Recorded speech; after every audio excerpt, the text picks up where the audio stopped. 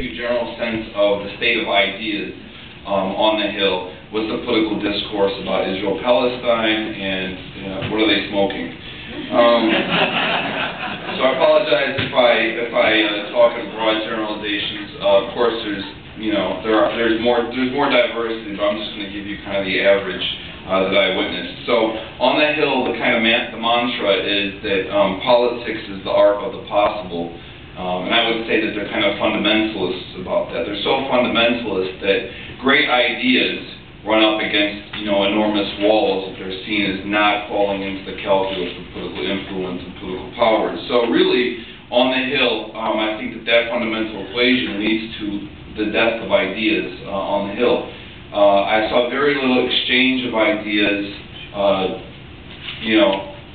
reasoned debates. There's a lot of, arguments and fist-fighting between positions, but there's not a whole lot of exchange other than based on the raw sheer political calculus of getting things done. So then the analysis tends to come out as lowest common denominator. What's the thing that we can all agree on coming from different perspectives? This leads to a fundamental limit of the imagination. So people on the Hill don't imagine, that world that we think of as peace activists working on the grassroots. We see problems and we see a solution that would be kind of, the ideal scenario based on the principles, that tie our moral communities together and that kind of thing. On the Hill, they don't see a world of possibilities. They only see what is politically possible, what is politically tangible at that moment. This is structurally built into the way Congress is structured. It's part of the Constitution of Congress. So representatives and senators themselves tend to be jacks of all trades but masters of none. And they're dealing with so many different issues going through their office at any given time. They're all kind of like tots on ADD.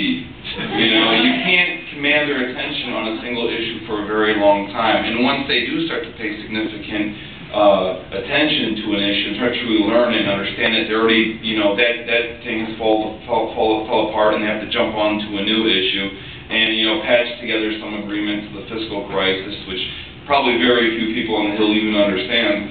So really, it's kind of the opposite of the ideal of the academy, where you're supposed to become, very deeply entrenched in an issue and really understand it. In the Hill, that's actually structurally impossible. You cannot become a master of any issue. And so you'll be surprised when you get on the Hill, the people who are the specialists in foreign policy, a lot of them, not in all offices, but a lot of them will be straight out of college. Just last year they were staying up all night before finals, playing video games, eating pizza, and getting drunk. And now, they're in the center of power in Washington, D.C., working on foreign policy. They are young, they're overworked, they suffer from a very large workload, and therefore suffer from high turnover. They're all, working there for a couple of years, trying to go to graduate school, and to go to law school, apply for a better job, which is, kind of an epidemic in Washington, D.C. Everyone applies for a job and then starts looking for a better job immediately. So there's not a lot of long-term expertise there. I mean, outside of foreign policy committees where people, they bring in fellows with areas of expertise, or they have multiple staff dedicated to, foreign policy, like maybe in Senator Dick Durbin's office. That's an exception. But for your representatives, on average, this is going to be the scenario you're getting into. Therefore, the staff and elected officials tend to rely on heuristics. What is the most simple way to understand this issue without investing a lot of resources, without investing a lot of time? And they rely fundamentally on the talking points provided by organized groups, organized power, organized influence. So really, the analysis, when you get there, you're in Washington, D.C., you're expecting to come across some sort of foreign policy expertise. You're not. You're going to come across a person who gets their news, from the same outlets you do, maybe goes to some events on the Hill, but really doesn't have a deep analysis or deep understanding. So therefore, the analysis comes down to talking points, and it's those talking points that they get. They come usually with dollar signs or votes attached. Those are the most important talking points. And so the message I want to say is it's very important that we project power and that we understand this kind of ideational structure that you're going to be going into. One thing that I saw a lot when I was working in this office was that lobbyists would come through, and actually the ones they kind of respected the most, the ones who showed the most respect for their busy schedule. So that's just, I'm sure Josh will go through the nuts and bolts of all that, but that's just an important thing to keep in mind is making your point very succinctly, which I hope I'll be able to do while I'm up here.